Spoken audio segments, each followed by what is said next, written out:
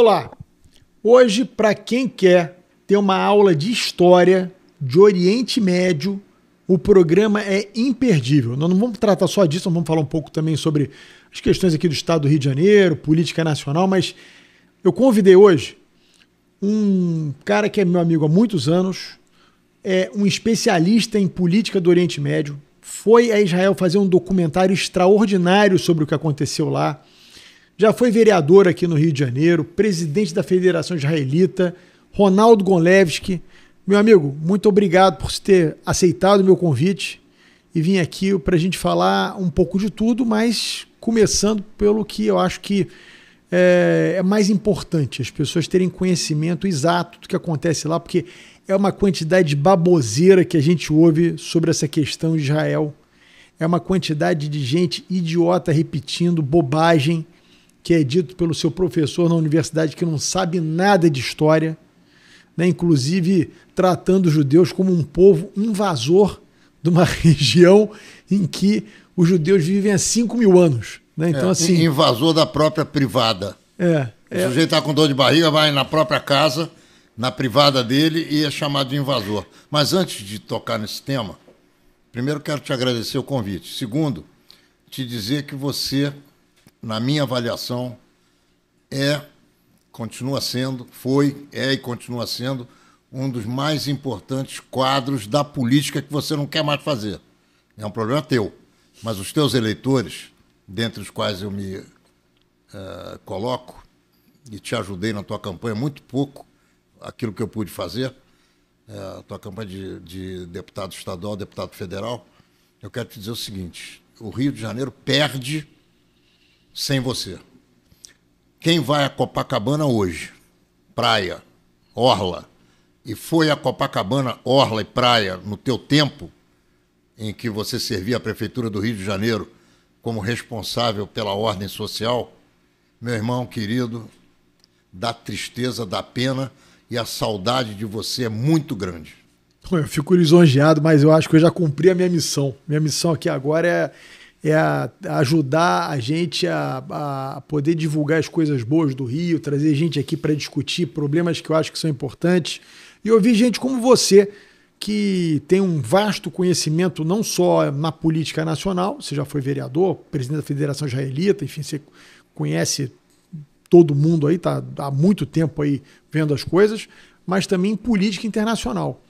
E eu queria justamente começar por isso, Ronaldo. Você foi a Israel, fez um documentário belíssimo, que aliás eu vou pedir, enquanto a gente está falando aí, para passar algumas imagens, pedir para a turma aí botar as imagens do trailer do seu documentário, que vai ser lançado em breve, que é um negócio absurdo, que você mostra assim, as atrocidades que esses salafrários, esses marginais fizeram de forma gratuita com o povo de Israel, e que a quantidade de gente idiota em universidades, não só no Brasil, mas no mundo inteiro, defendem sem saber o que estão defendendo. Porque muitos dos que defendem Palestina livre, e essa bobajada toda que a gente ouve por aí, se mudassem para lá, não ficavam vivos um dia.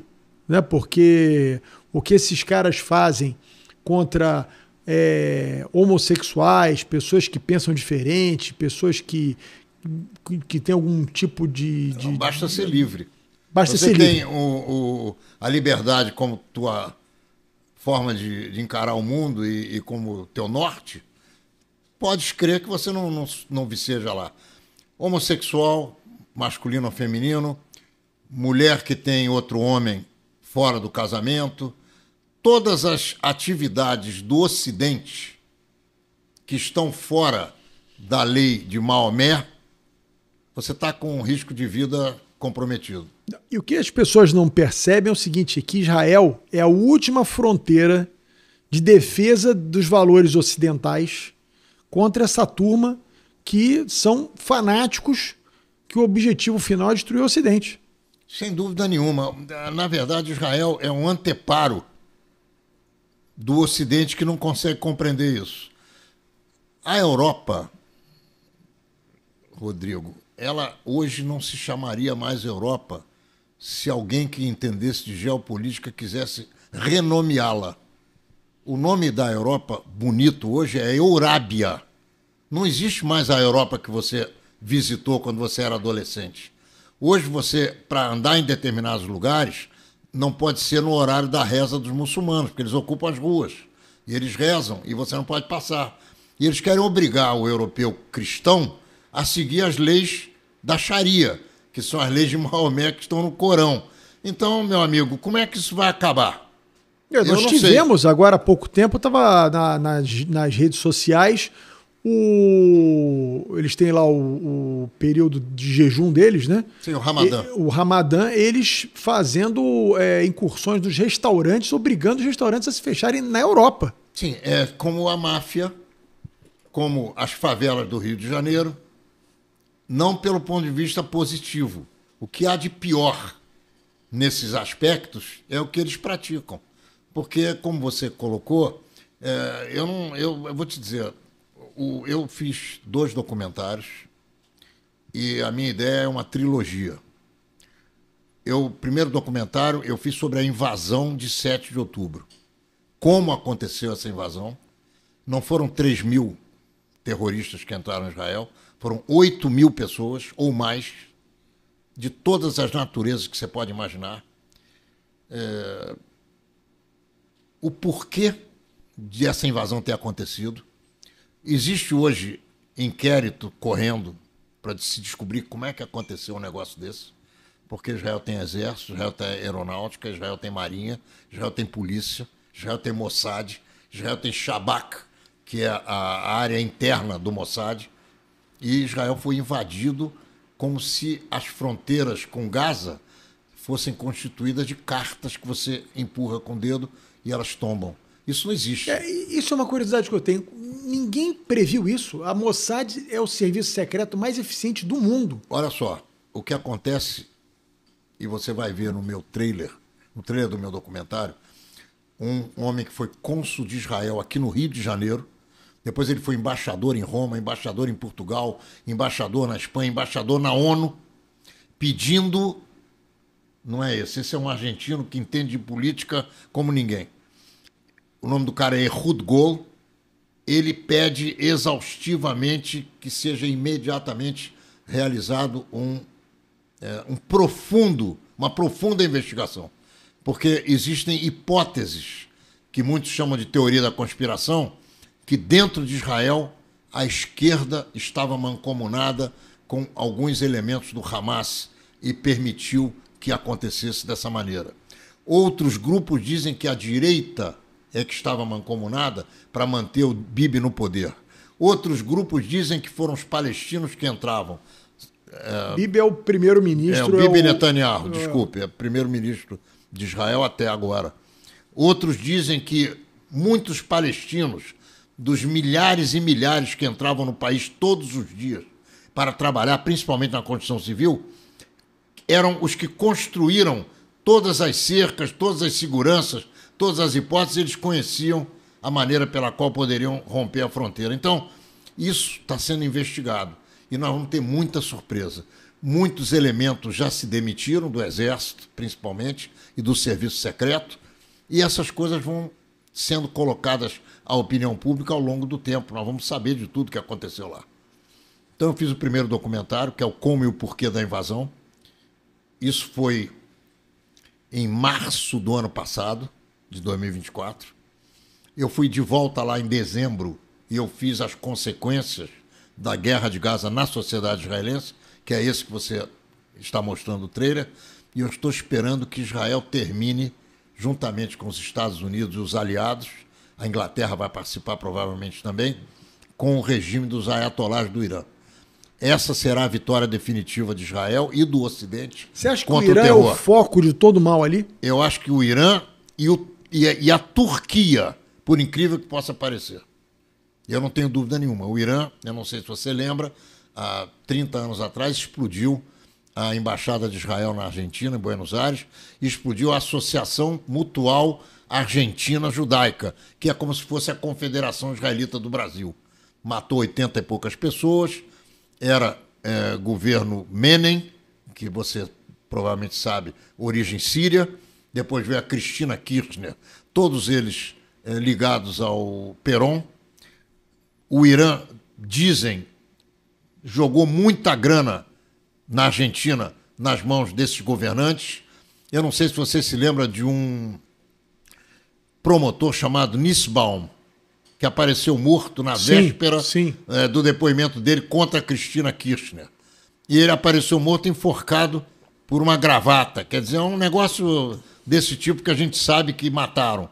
Então, eu não tenho a menor sombra de dúvida que, eliminando o regime dos ayatollahs no Irã, o terrorismo no mundo diminui consideravelmente.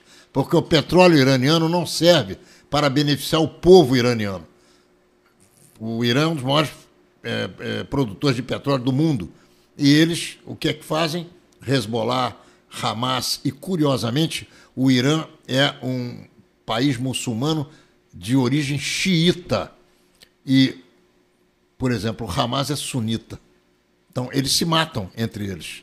E, curiosamente, para matar judeu, eles se reorganizam e o Irã financia o terror do Hamas. Eles financiam também aquele... tem um grupo terrorista que também saqueia navios ali no Mar Vermelho, né? Agora aqueles são os Houthis, no Iêmen. Isso. Quer dizer, na África, no chifre da África. Então, na beira do Oriente Médio. Os Estados Unidos pediram a Israel para não se envolverem com esses Houthis, ainda que eles mandem foguetes contra Israel, que o domo de ferro, aquela sistemática que Israel tem, produzida em Israel, que combate os foguetes, os Estados Unidos pediram para que Israel não se manifestasse, porque eles vão destruir esses caras lá. Estamos esperando para ver. E eles estão mandando foguete para lá. Você acha que os Estados Unidos... A pergunta que eu faço a você é o seguinte, porque o Trump, ele tem uma obsessão que é baixar o preço do petróleo, porque ele entende que ele só vai conseguir reduzir o custo de vida nos Estados Unidos baixando o preço do petróleo, que é uma verdade. O petróleo é um componente que afeta... O petróleo barato é um estímulo à economia, o petróleo caro tem sempre um efeito recessivo, né? Um efeito de gerar inflação. Pergunto a você, você acha que os Estados Unidos vai efetivamente abrir uma guerra contra o Irã que vai fazer inevitavelmente que o preço do petróleo suba? Você acha realmente que os Estados Unidos vai entrar para destruir esse regime dos ayatollahs? Eu não acredito que o preço do petróleo suba indefinidamente, ao contrário. Eu acredito que derrubando os ayatollahs, não só o preço do petróleo cai, como o mundo vai se pacificar. E eu acredito nessa guerra, sim. E não é para muito longe. Você pode estar certo que em breve nós vamos ter notícias sobre isso. E outra coisa, eu não sei se você lembra, há cerca de 2 meses e meio atrás, começo de janeiro, Israel mandou aviões que destruíram diversos alvos iranianos e voltaram sem ser molestados. Destruíram a aviação iraniana. A aviação iraniana é composta de MiG-21. Você sabe o que é isso, MiG-21? É da Guerra Fria. É avião russo. Avião russo de 50 anos atrás. Os aviões israelenses são F-36. São aviões que o radar não pega. Então, meu amigo, não tem como. É tipo Flamengo 6, Botafogo 0. Bom, outra coisa que eu acho importante a gente falar um pouquinho, Ronaldo, que muita gente não tem conhecimento disso e fala de forma... Eu ouço muita gente falando bobagem em relação a isso. Mas é um absurdo porque o povo palestino, aquela terra é do povo palestino e os judeus invadiram, entraram ali, os judeus não são nativos daquela região. Era bom você explicar isso um pouco, porque o povo palestino sequer existe. O povo palestino foi uma invenção dos romanos, se não me engano, no século II depois de Cristo, para expulsar os judeus dali, daquela região. Eles criaram a Palestina, que é uma mistureba de gente. Tinha grego, tinha egípcio, tinha um monte de gente ali, misturaram um monte de gente ali e criaram a Palestina expulsando os judeus dali. Eu vou te dar alguns dados que vão completar o que você está dizendo. Nós vamos voltar no tempo, considerando-se para aqueles que acreditam que Jesus tenha existido. 70, Jesus morreu com 33 anos. No ano 70 foi destruído o Templo de Salomão, que tinha sido reconstruído por Herodes. Ele foi destruído pelos babilônios, foi reconstruído e foi destruído e foi reconstruído por Herodes. Os romanos destruíram o templo e havia uma insatisfação enorme, porque o Império Romano dominava aquela região do Oriente Médio, como dominava a África, dominava a Europa, dominava o mundo conhecido. Eu estou falando de 70 da nossa era, nós estamos no ano 2025. A gente vai voltar no tempo, 1950 anos, e vamos chegar no 70 que eu estou colocando aqui agora. Essa destruição do templo ocasionou uma necessidade muito grande de revolta no povo. Aquela região se chamava Judéia. E ponto final. Aquilo ali é a área onde os judeus tiveram seus reis, sua cultura formada, sua língua cristalizada, seus hábitos, enfim. É como nós que somos cariocas. A gente nasceu aqui, vive aqui e é isso. Muito bem. Os romanos continuaram dominando a região. E os judeus ali como, infelizmente, povo dominado. Ano 133, portanto, 63 anos depois da destruição do templo pelos romanos. Aparece um rabino chamado Rabino Akiva e aparece um guerrilheiro chamado Bar Kokhba, o filho da estrela. Esses dois caras, o rabino e o guerrilheiro, montaram um exército e botaram os romanos para fora do Oriente Médio. Expulsaram os romanos. O imperador Adriano, absolutamente arrasado com essa história, mobilizou um exército 10 vezes maior, com 10 vezes mais armas, com toda a capacidade que o Império Romano tinha, matou 500 mil judeus nessa região. Trocou o nome de Jerusalém, esquece o povo palestino, essas coisas que você falou, Egito, Síria, não sei o quê, não tem nada disso. Isso não existe, nunca existiu nessa época que eu estou te contando aqui. Ele troca o nome de Jerusalém, Yerushalayim, que aparece centenas de vezes na Torá, que é a Bíblia, para a Hélia Capitolina. Capital, Hélio, que era o nome dele, Hélio Adriano, não sei das quantas. E troca o nome da região, Judéia, para Palestina. Lá não tinha povo palestino, nunca teve nada de bandeira palestina, de cultura palestina, de língua palestina, de hábitos palestinos, de gente palestina. Isso não existe. Vamos sair, então, do ano 136. Foi quando aconteceu isso. Os romanos levaram para a Europa os judeus que sobraram, muitos judeus que sobraram, continuaram pessoas morando, vivendo lá, judeus vivendo no Oriente Médio. E aí começa a saga judaica na Europa, que acaba com Hitler, né? Acaba mal com Hitler. Hoje, os judeus que estão na Alemanha, estão nos mesmos países de onde eles foram massacrados, eles continuam vivendo lá, outros voltaram, filhos, netos, alguns chegaram, existem comunidades judaicas nesses lugares todos. Mas Palestina, agora eu vou te dar uns dados que eu duvido quem vai me contestar isso.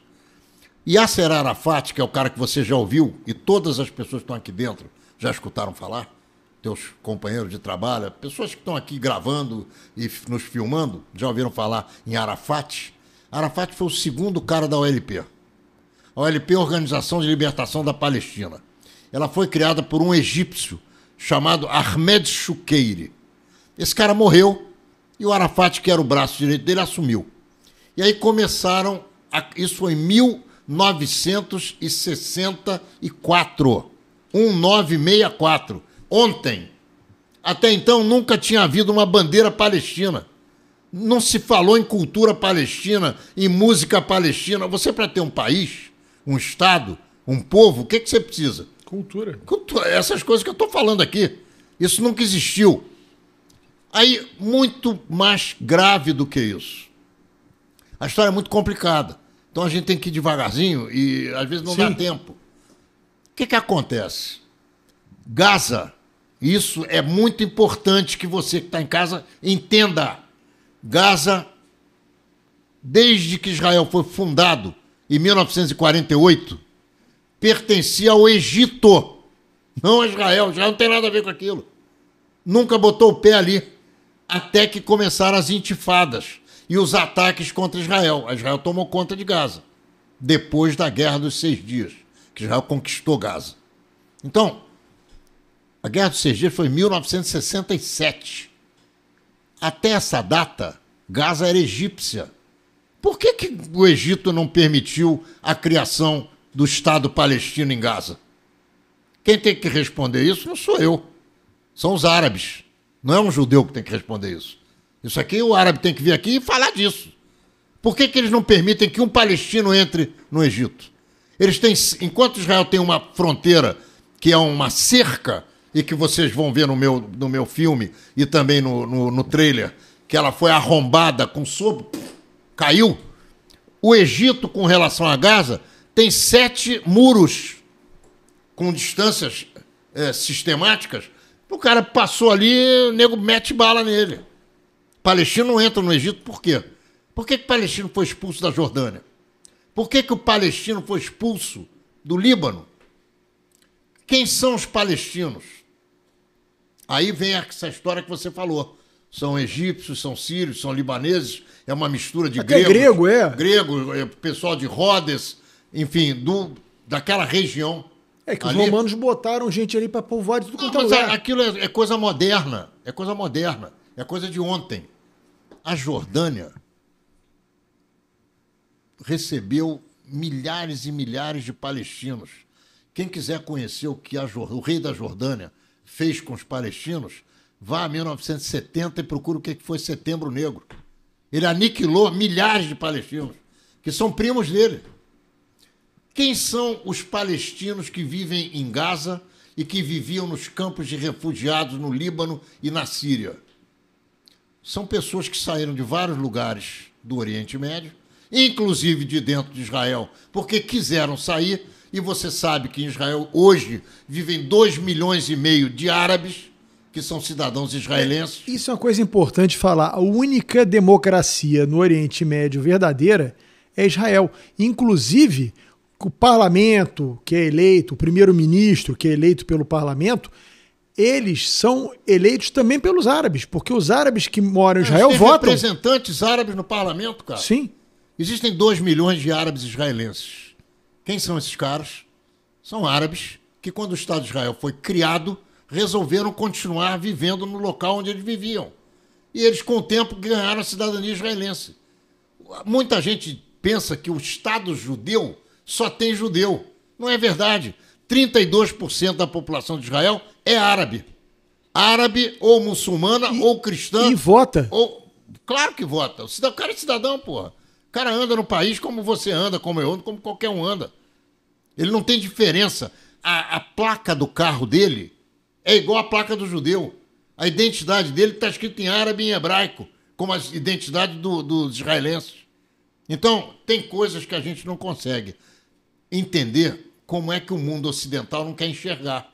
Mas é muito fácil compreender quando você vai mais fundo. Existem ONGs interessadas, principalmente da esquerda, e como, além das ONGs, essas USAIDs da vida, que financiam essa porcariada toda. Você pega um microfone, você vai entrevistar numa universidade um moleque qualquer, uma garota qualquer, e pergunta a ele o que é que ele está gritando, do rio até o mar. Você pergunta que rio, ele não sabe. Que mar, ele também não sabe. Ele não sabe que é o Rio Jordão e que o mar é o Mar Vermelho ou o Mar Mediterrâneo. Ele não sabe. Então, você está conversando com gente e está dando bom dia a cavalo, porque os caras não sabem nada. Estão sendo financiados. Existem lideranças que são financiadas para montarem protestos contra Israel no mundo inteiro. Eu quero falar de uma coisa aqui que eu acho que é muito interessante. Boicote a Israel. O cara que boicota Israel, ele não pode usar um telefone celular, porque isso foi inventado em Israel. Ele não pode usar um Waze, porque isso foi inventado em Israel. Ele não pode tomar vacina, porque as vacinas contra a paralisia infantil são oriundas de cabeça de judeus. Ele não pode fazer conta de matemática, senão ele vai acabar aplaudindo Einstein. Então, cara, que boicote é esse que esse mundo ocidental quer fazer aos judeus? Não dá para entender. Agora, como eu te digo... Não, e vou repetir, a última fronteira entre o que a gente conhece de mundo ocidental civilizado, a cultura judaica cristã, a última fronteira entre esses malucos é Israel. É verdade. Agora, olha só, eu te falei de Gaza. Eu vou contar um pouquinho mais de Gaza para você. Mas antes eu quero falar do que os não-judeus chamam de Cisjordânia e nós, judeus, chamamos de Judéia e Samária, que é a nossa terra ancestral. É a terra do meu... há 50 gerações para trás, né? Alguém que estava lá da minha família.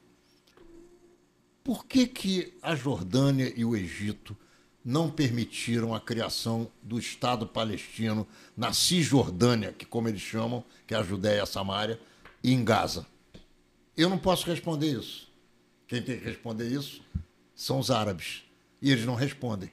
Não tem o que responder. Mas por que você acha que eles não permitiram? Porque eles não querem saber demais no Estado palestino, cara. Por que o Estado palestino não existe? É porque Israel não deixa? Cara, no dia, a Golda Meir falou uma frase muito interessante. No dia que os palestinos amarem mais matar os nossos filhos do que gostarem dos próprios filhos deles, vai ter paz. É o contrário, eu me enganei. É. O dia que eles amarem mais os filhos deles do que quiserem matar os nossos, vai haver paz. E o Ben-Gurion dizia, o dia que nós baixarmos as armas, Israel acaba. O dia que eles baixarem as armas, vai ter paz na hora. Agora, Gaza mandou mais de 30 mil foguetes para dentro de Israel. Só nos últimos 3 anos, 15 mil. Cara, quem é que pode viver desse jeito, cara? É. Isso não existe. Gaza. Ano de 2005, Israel ocupava Gaza, a partir de 1967, na Guerra dos 6 Dias. Com exército, com polícia, com colonos, com tudo que você pode imaginar. Um belo dia, o Ariel Sharon resolveu sair de Gaza. Tirou os colonos à força, desarmou, tirou o exército, destruiu todo o manancial que existia de armamentos lá, locais onde se guarda Sim. armas, depósitos de armas, entregou Gaza limpa para a autoridade palestina, Mahmoud Abbas. Esse que hoje é o presidente da autoridade palestina, já era na época. 2005. Em 2006, houve eleições no mundo palestino. O Hamas ganhou da Organização para a Libertação da Palestina, que é a autoridade palestina atual. Daí saiu uma guerra civil. Eu estou falando de Gaza, só Gaza. Na guerra civil, o Hamas matou 80% dos caras da autoridade palestina. E começou a guerra contra Israel a partir dali. Ou seja, quando eles poderiam ter usado a saída de Israel de dentro de Gaza para criar o seu próprio Estado, eles construíram túneis contra Israel para depósito de armas. Eles não melhoraram a qualidade e a quantidade de vida do povo deles. Eles não tiraram as pessoas de campos de refugiados. Eles compraram armas. Eles não abriram o mercado de trabalho. Eles continuaram a fazer o terror. E o resultado é isso que você está vendo aí, cara. E o mundo está dizendo que Israel é genocida. Isso é mentira. Israel é um Estado que, por mais que você possa duvidar, e no meu filme existe a prova disso, quando vai bombardear uma determinada região, pede para as pessoas saírem e manda panfletos horas e horas antes. Quem não sai, meu amigo, fica por ali, paciência. E outra coisa, quando você pega um terrorista vestido de roupa civil, o que vale? A roupa que ele está usando ou os atos que ele pratica? Eu pergunto para você. Claro. Então lá não tem civil. O cara com 1 mês de idade já não é mais civil. Ele está enquadrado numa filosofia que é morte aos judeus. Cara, os judeus têm que se defender. Não tem jeito. E hoje, só para terminar isso que é importante, não são só os judeus. O exército de Israel hoje recebe árabes. Muitos árabes. E eu tenho no meu primeiro filme o depoimento de um pai que perdeu um filho na guerra.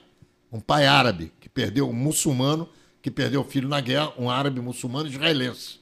E ele diz que os caras são, como você falou, não são humanos, são bandidos. Para finalizar e te permitir que me pergunte o que você quiser.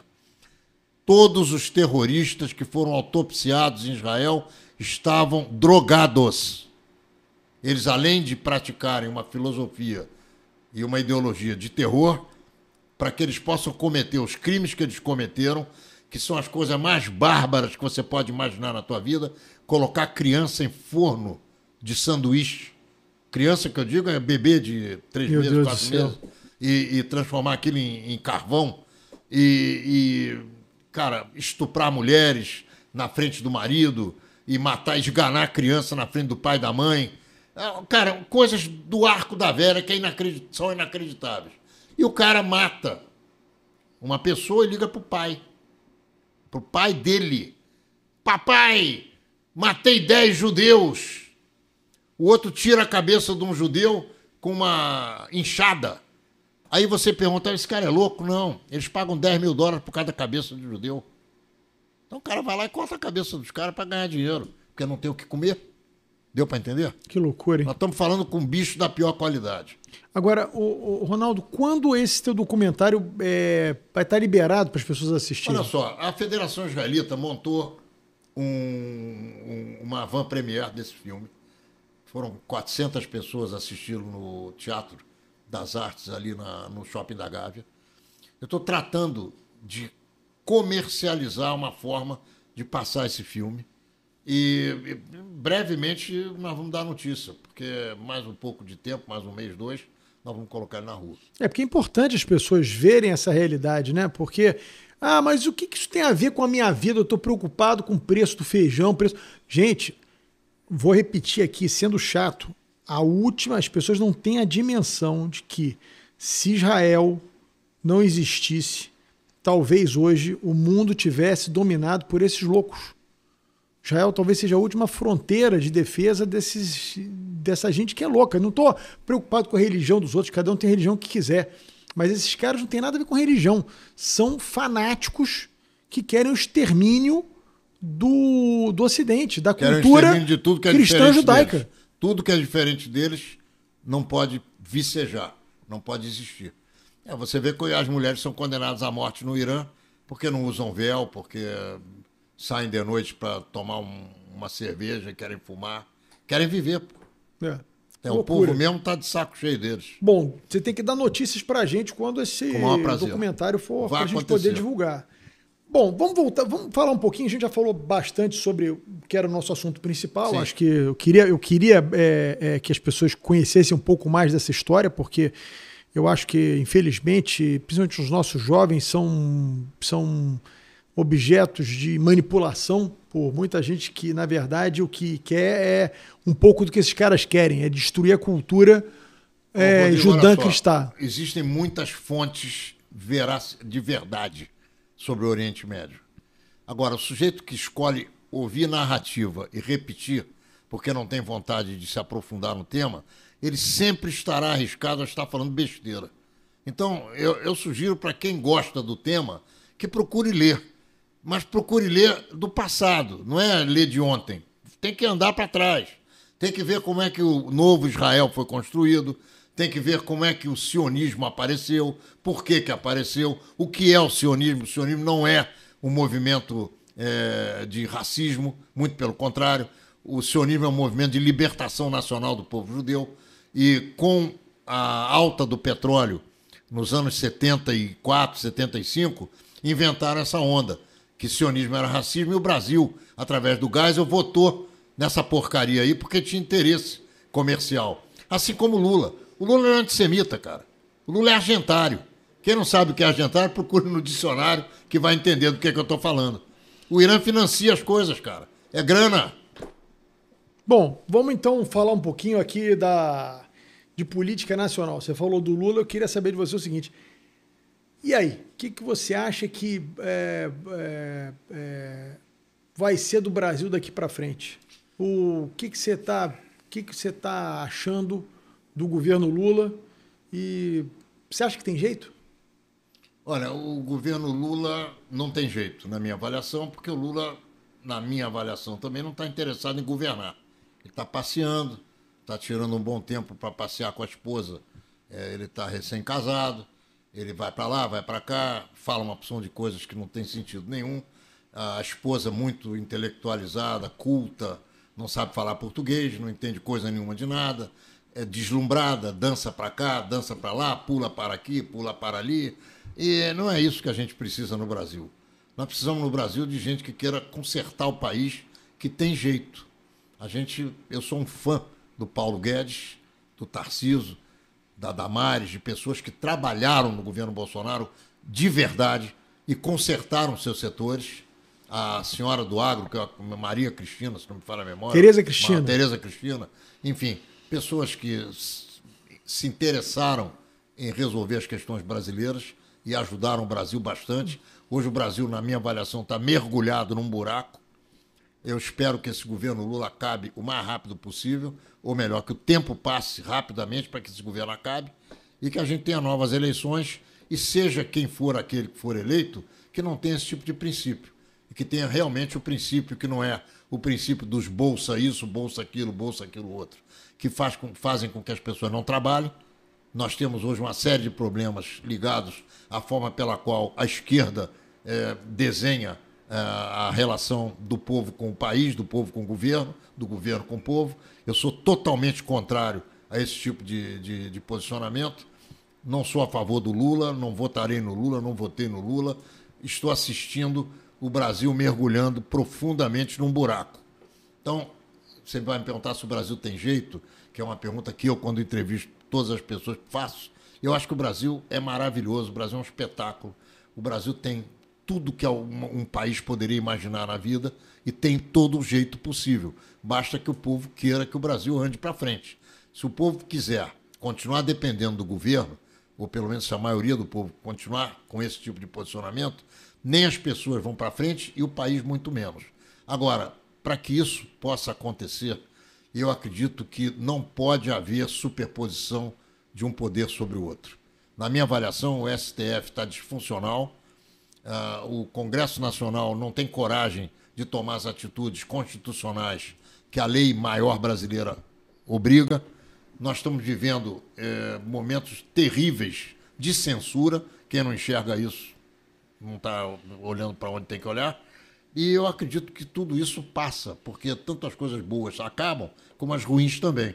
E a gente espera que o Brasil ande para frente num outro momento, de outra forma. Porque perseguindo pessoas porque escreveram isso ou aquilo numa estátua, ou colocando gente que roubou na rua, aliviando multas de bilhões e bilhões, nós não vamos para frente. Não, e o incrível, Ronaldo, é que eu vejo uma fatia muito grande de jornalistas que vivem justamente da liberdade de expressão, batendo palma para certas medidas.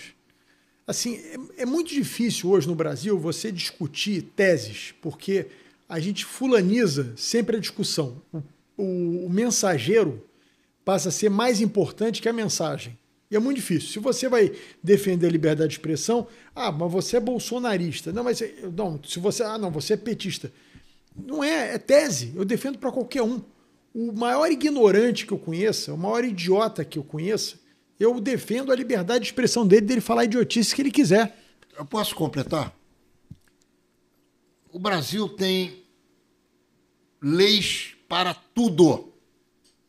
O Brasil tem um Código Penal. Se eu ofendo você... É isso.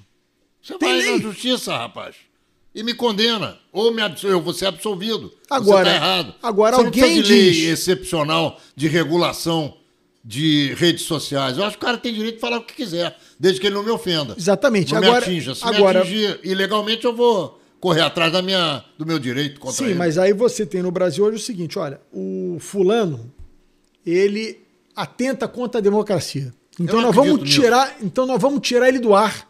Mas ele não pode mais falar. Falando? Não, mas é isso. Pensando? Mas é isso. Esse é o problema. Dizendo aquilo que está pensando? Quando eu vejo gente defender regulação de rede social, dizendo que você não pode ser um território sem regra, eu acho o seguinte... A regra é constitucional, cara.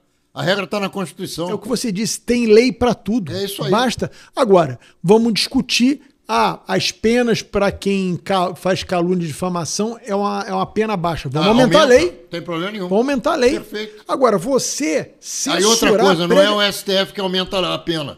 Quem aumenta a pena é o Congresso Nacional. E o pior de tudo, as pessoas que defendem esse tipo de coisa, de você excluir o sujeito, ter censura prévia na internet, esse cara se diz contra a ditadura militar, contra o regime militar. Não, é pior. Nem no regime militar havia essa censura prévia, havia do cara dizer assim, não, esse cara não pode mais escrever no jornal nunca mais. Esse cara, você tinha censura, o cara via lá peça de teatro, não, você tira isso aqui da peça, não, isso aqui não pode publicar no jornal. Mas você não tirava um jornal do ar, você tirava uma parte.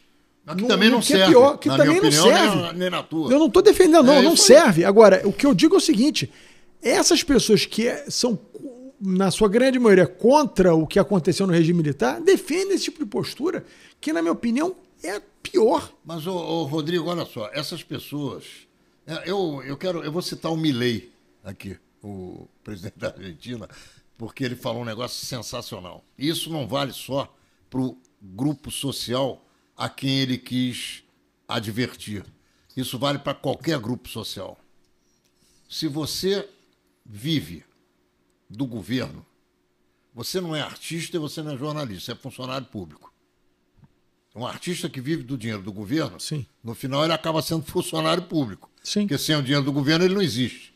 Um jornalista que vive do dinheiro do governo, se ele não consegue fazer com que o veículo dele se mantenha, ele não tem capacidade de divulgar coisa nenhuma. Mas a maioria dos veículos da velha imprensa, que eu chamo, a velha mídia, é isso. Não vive sem governo. Mas é o que eu estou te dizendo, meu querido irmão. Essa gente não é nem jornalista, nem artista. Eles são funcionários públicos. E o funcionário público é aquele cara que é colocado num ônibus com um sanduíche de mortadela e um suquinho de maracujá, mambembe, para ir atender ao interesse do governante. E isso é o que esses caras fazem, é o que você acabou de dizer aí. Mas, enfim, eu realmente não sei como é que o Brasil vai sair disso aí, porque, assim... Através de eleições livres e democráticas, não tem outro jeito. Sim, mas aí você ter a capacidade do povo entender que não há nada mais importante que qualquer outra coisa, é a sua liberdade. Eu não tenho a menor dúvida disso. E eu defendo isso integralmente. Eu também. Eu defendo isso pro cara... o cara mais idiota que você possa conhecer, o cara que eu mais discordo, eu defendo que esse cara tem o direito a falar todas as bobagens que ele quiser. E é o que você disse. Me ofendeu? Eu vou na justiça, como eu já fui várias vezes, pedir reparação de dano. É isso aí. Então é assim, a vida é assim. Agora, você vê, numa real democracia, você tem direito de discordar até do sistema democrático. Qual é o problema? Numa real democracia, qual você vê o na Inglaterra, de você discordar ou concordar na Inglaterra, o cara tem o direito de ir na rede social falar mal da rainha. Que ele é contra ter rainha lá. E pode subir no Hyde Park todo domingo num banquinho e xingar a mãe do guarda, não tem problema nenhum. Aqui é complicado, porque você fala... Hoje a sociedade brasileira visivelmente está com medo. Eu não tenho a menor sombra de dúvida disso. As pessoas não acreditam que estejam... Quem tem um mínimo de raciocínio tem certeza que nós não estamos vivendo numa democracia plena. E ao contrário, a defesa, entre aspas, do Estado de Direito no país acabou servindo de bandeira para uma série de arbitrariedades que a gente não está satisfeito com isso. Sim, sim. Sem dúvida nenhuma. Nós vivemos hoje uma juristocracia.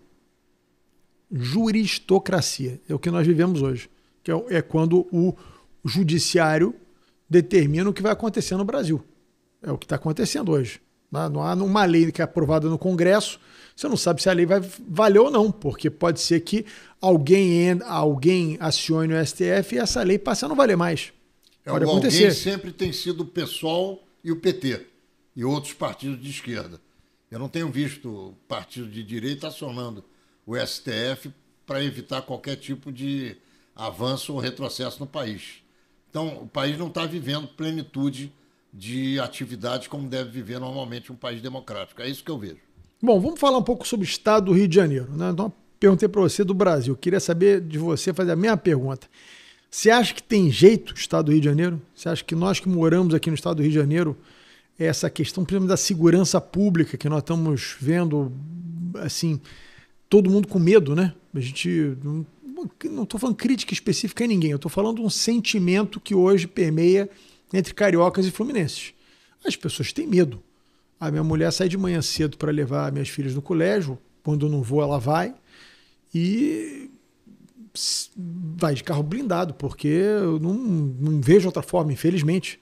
É uma coisa muito do Rio de Janeiro. Você vai a Brasília e ninguém anda de carro blindado em Brasília. Ninguém se preocupa em abrir o vidro no sinal. Aqui um negócio é absurdo. Tem jeito o Rio?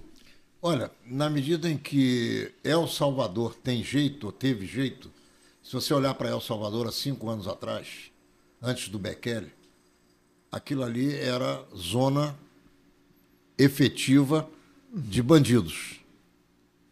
O cara botou ordem na casa em 1 ano, rapaz. Por quê?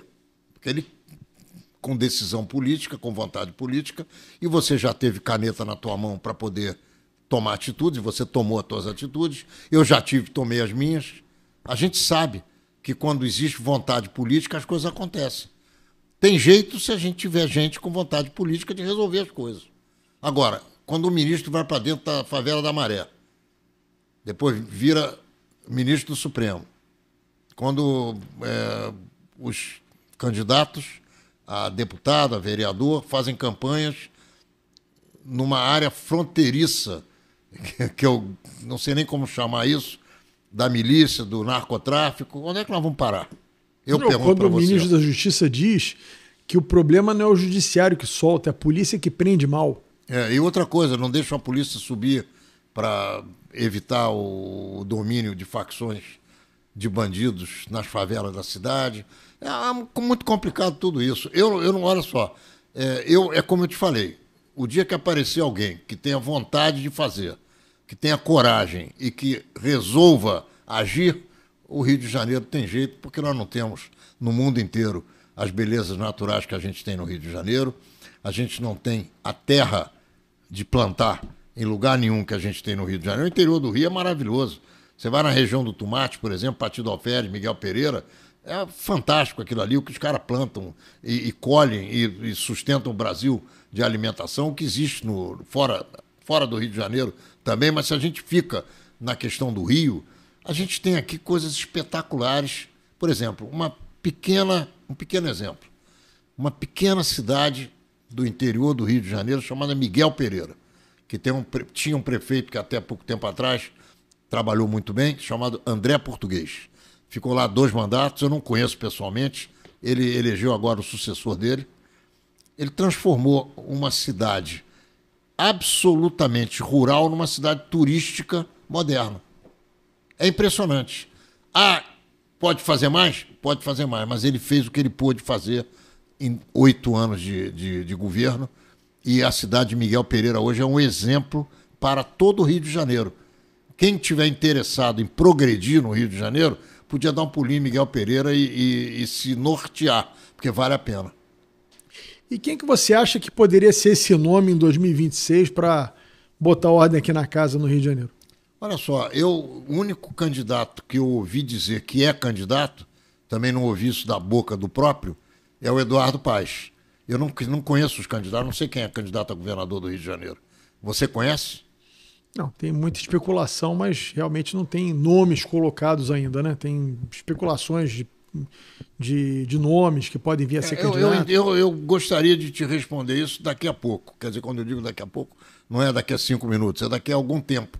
Porque eu não conheço o quadro eleitoral carioca para essa eleição de governador do Rio. Realmente eu não conheço. O problema é que não adianta só também eleger o governador. Você tem que eleger uma assembleia que esteja disposta a tomar algumas atitudes. Aliás, sem dúvida. Uma coisa que eu converso com alguns deputados federais, que são conhecidos, são amigos, que seria uma mudança simples na legislação, mas eu acho que traria um benefício enorme. O Brasil é um país continental. Né? A gente reclama tanto da lei penal, que a lei é frouxa para uma série de coisas, o cara está portando um fuzil, daqui a um ano está na rua de novo assaltando, roubando, matando. Você poderia ter uma lei nacional, uma lei penal nacional, e cada estado poder... como é nos Estados Unidos. Cada estado poder, se for o caso, ele endurecer mais a lei. Ele não pode... Como é a lei ambiental? A lei ambiental tem uma lei nacional e cada estado tem a sua lei ambiental. Ou seja, se você quer ser mais rigoroso na lei, você pode. Você não pode ser mais leniente, mais rigoroso você pode ser. Então, cada estado tem seu problema. O problema do Rio de Janeiro é a quantidade de fuzil que os caras usam aqui à torre direita para assaltar a gente na rua, para matar, para tomar território. Então você pode ter uma lei aqui duríssima para o cara que está portando fuzil, o cara ter 30 anos de cadeia, não ter condição de sair, ser proibido de ter saidinha, enfim, por aí vai. E você ter, talvez o problema no Acre não seja fuzil, o problema no Acre talvez seja desmatamento. Então cada lugar tem sua peculiaridade. Sem dúvida. Talvez esse fosse uma solução para a gente sair também dessa, digamos assim, dessa sensação de impunidade que a lei penal nos dá. Eu queria conversar sobre isso com você. E aí eu vou inverter essa parada. Eu é que vou te perguntar. Na minha avaliação, eu conheço favela como você conhece. Fizemos campanha em favela. Fizemos campanha com gente boa, com gente ruim, com tudo que é tipo de gente dentro daquela ambientação, que é igual a qualquer outra. Em qualquer prédio do Rio de Janeiro, você tem gente boa e gente ruim. Na favela você também tem. Então, na minha avaliação, a favela tem uma cultura. Essa cultura invadiu a cidade, invadiu o asfalto. Ao invés do asfalto carregar a melhoria de qualidade de vida para dentro da favela, e eu fiz a lei que você sabe, chamada Pró-Favela, que o César Maia recebeu da minha mão, já aprovada e sancionada pelo prefeito Marcelo Alencar, e transformou no Favela Bairro, nome, porque a prática dessa lei foi completamente diferente de tudo aquilo que eu idealizei, mas era a melhoria da qualidade de vida na favela, transformada em bairro popular. Aconteceu o contrário. Hoje você vai à praia e você tem uma balbúrdia como você nunca imaginou na tua vida. Ou seja, os segmentos... Eu não estou dizendo que o favelado é ruim. Muito pelo contrário. O favelado é uma pessoa igual a você, igual a mim, igual a qualquer outro. A cultura social transferida da favela para dentro do asfalto, na minha avaliação, esculhambou o Rio de Janeiro. Eu não sei o que você acha, eu queria ouvir de você. Eu vou mais longe. Eu acho que a nossa elite pensante é muito ruim do Rio de Janeiro. E a gente vê coisas que a gente só vê no Rio de Janeiro. Há uma cultura da desordem no Rio de Janeiro. Eu sempre falei isso desde a época que eu fui secretário de Ordem Pública. Você tem uma dificuldade de você colocar ordem na cidade porque é uma cultura da desordem. Por exemplo, você não vê em Brasília, em São Paulo, são cidades que eu conheço bem, você não vê carro em calçada. Mas vem cá, meu irmão, na tua época tem 15 anos? Por aí. Não era assim. Você também não via.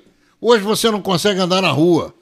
Todos os caminhões estão em qualquer horário descarregando. Carregando e descarregando em todos os supermercados. Os restaurantes começaram a avançar na calçada. Você hoje não pode andar, porque tem um restaurante que andou ali, o outro chegou para frente, agora até na rua. Todos os estacionamentos em ruas paralelas que seriam de fácil tráfego. Você não consegue trafegar porque os guardadores, flanelinhas, são os donos das ruas. Isso aqui está esculhambado, meu irmão. Não é como era no teu tempo. Você vive na Barra da Tijuca. Você não sabe o que é a Zona Sul do Rio de Janeiro hoje. Copacabana é inviável do jeito que está. E não tem solução. Quando você vê a Guarda Municipal na rua, e eu sou um dos autores que assinei a lei da Guarda Municipal, quando eu era vereador, que até então não existia, foi criada na nossa legislatura, os caras estão lá para tirar o cara que está vendendo coco, para proteger o barraqueiro grande, o quiosque. Então, cara, isso aí é tudo uma brincadeira. Não tem segurança pública, não tem, não tem lei, virou bagunça. A Guarda Municipal tinha que ser refundada. Eu acho que estão votando agora na Câmara para armar a Guarda. A Guarda tinha que ter um sentido diferente. Você tem, no município, o Coordenadoria de Controle Urbano. Essa coordenadoria, que é o antigo RAPA, da década de 70, é que tem que cuidar de ambulante. A Guarda Municipal tinha que ter um papel muito maior, na minha opinião, que é de prevenção aos pequenos delitos, que é o que incomoda o cidadão. É o roubo de celular, é o roubo de rua, é o roubo a transeunte, esse pequeno delito, que é o que incomoda o cidadão no dia a dia. A Guarda Municipal podia ter esse papel de prevenção ao pequeno delito. Ocupar os principais corredores, a zona turística, os corredores comerciais, calçadão de Campo Grande, calçadão de Madureira, Dias da Cruz, Nossa Senhora de Copacabana, enfim, ocupar esses principais corredores e evitar esse pequeno delito. Seria um papel importante que a Guarda poderia contribuir para a segurança pública. Eu concordo com você. Entendeu? E as ruas? Não tem mais contramão. Hoje um velho tá... Eu sou um cara idoso, meu irmão. Eu tenho 76 anos de idade. O fato de eu estar um pouquinho mais conservado não quer dizer nada. Eu que estou atravessando a Avenida Copacabana, olhando para a esquerda, onde está o sinal, vem um camarada na contramão aqui e me joga no chão. E eu não tenho como me levantar. Então, tudo isso aqui virou bagunça. Mas é o que eu te digo, a cultura da desordem. Porque, óbvio, eu não tô aliviando, não. Eu sei que você não tá. Os governos têm sua culpa, mas o problema é que não entra na minha cabeça como é que alguém acha normal parar um carro numa calçada e você vai rebocar o carro, o cara acha ruim. Máfia do reboque. Meu Deus do céu, só quem teve alguém cadeirante numa família, que não ou pode que teve, passar por ali, ou já andou com um carrinho de bebê, já teve criança pequena, você tem toda a razão. O sofrimento tem que andar no meio da rua, porque o cara que está de carro parou na calçada. O cara anda de bicicleta a toda. Aí agora bicicleta elétrica na calçada. E aí fica... E acha normal. Fica zangado com você, se chamar atenção. Reclamar. Então, tem uma cultura da desordem no Rio de Janeiro que é um negócio impressionante, cara. Sim, eu acho que a gente precisava passar... até tive a oportunidade de falar isso uma vez para o prefeito Eduardo Paes. A gente tinha que fazer uma grande campanha recivilizatória no Rio de Janeiro. Entendeu? As pessoas... Não é possível. Mas você acredita que isso vai acontecer quando? Não sei, isso talvez seja uma coisa que vai demorar décadas, anos, entendeu? A gente conseguiu. Agora a pergunta, você vê, aí eu te pergunto, eu vou te devolver a pergunta, você vê alguém interessado nesse tipo de questão? Algum político interessado em resolver essas questões? Olha, eu vejo algumas pessoas assim, pontualmente, mas eu acho que precisava haver é aí que eu te digo da nossa elite pensante do Rio de Janeiro, que é muito ruim. É uma turma que você vê, as pessoas... quantas vezes eu fui taxado na época da ordem pública de capitão do mato, que trabalhava, que só ia fazer coisa contra pobre, não sei o quê. Porque a elite pensante do Rio não percebe que o princípio de tudo é a ordem. Uma sociedade que não tem o mínimo de ordem, não acontece mais nada. Não tem desenvolvimento econômico, não tem bem-estar social, não tem nada. O princípio de tudo é a ordem. É isso e mesmo. Você não consegue isso se você não tiver uma cultura, não cobrar. Você vê, eu moro aqui no Península. Ali há uma associação que paga pela limpeza das ruas. Não é feito pela prefeitura, é feito pela associação que os moradores se cotizam para pagar. O cara paga... Além de pagar a taxa de lixo que está no seu IPTU, o cara ainda paga uma outra... Para limpar a área dele. O cara sai com um cachorro e o cachorro faz cocô no meio da rua e o cara deixa o cocô ali. O cara não cata o cocô do próprio cachorro. Não é possível que tenha que uma babá dizer para esse cara, precisa de alguém do governo dizer para esse cara que ele tem que catar o cocô.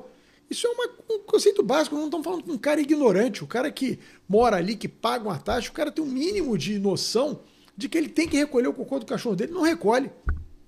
Então, entendeu? Se a gente não tiver um mínimo de civilidade, É muito difícil, não tem mas governo que dê jeito. eu acredito nisso que eu te falei.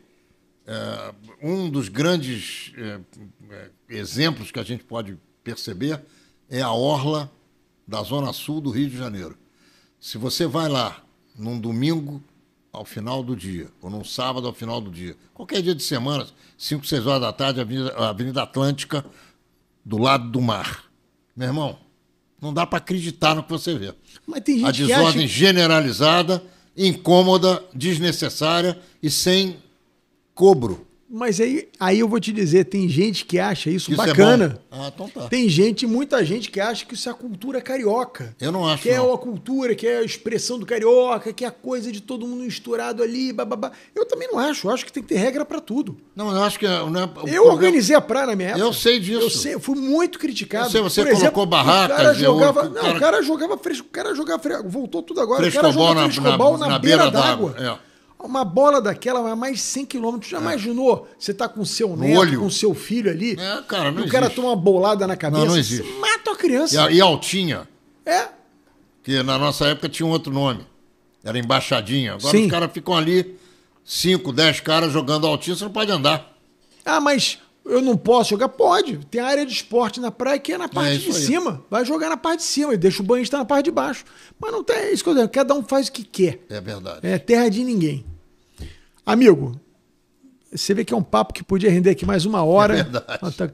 Passamos já do nosso horário, mas gostei muito de você ter vindo aqui. É uma honra para mim, meu querido. Sabe que você mora no meu coração de verdade. Queria deixar franqueada a palavra aí para você se despedir. Eu quero agradecer a você esse carinho. Espero que o nosso Flamengo ganhe tudo esse ano, para você ficar feliz e eu também. Quero dizer a você que é um prazer enorme bater papo contigo e principalmente participar do teu programa. E espero que Israel tenha paz, que os palestinos encontrem um equilíbrio, que eles soltem os reféns que eles prenderam e que estão sendo maltratados. Espero que o mundo seja um mundo melhor para os nossos netos, porque para nós, meu irmão, já deu. Muito obrigado. Olha, e você, por favor, não deixe de nos informar quando for lançado esse documentário, que eu acho que é de uma riqueza de conteúdo para as pessoas entenderem como é que o mundo chegou aqui hoje. Muito importante. Eu te agradeço muito. Eu queria agradecer a você que nos assistiu esse tempo todo. Se você gostou, por favor, curte, siga o nosso canal e compartilhe esse programa, que é um programa que é uma aula de história, como o mundo chegou até aqui, importantíssima, que nós tivemos o prazer de ouvir aqui o Ronaldo Gonlevski nos dando. Muito obrigado a você que nos assistiu até aqui.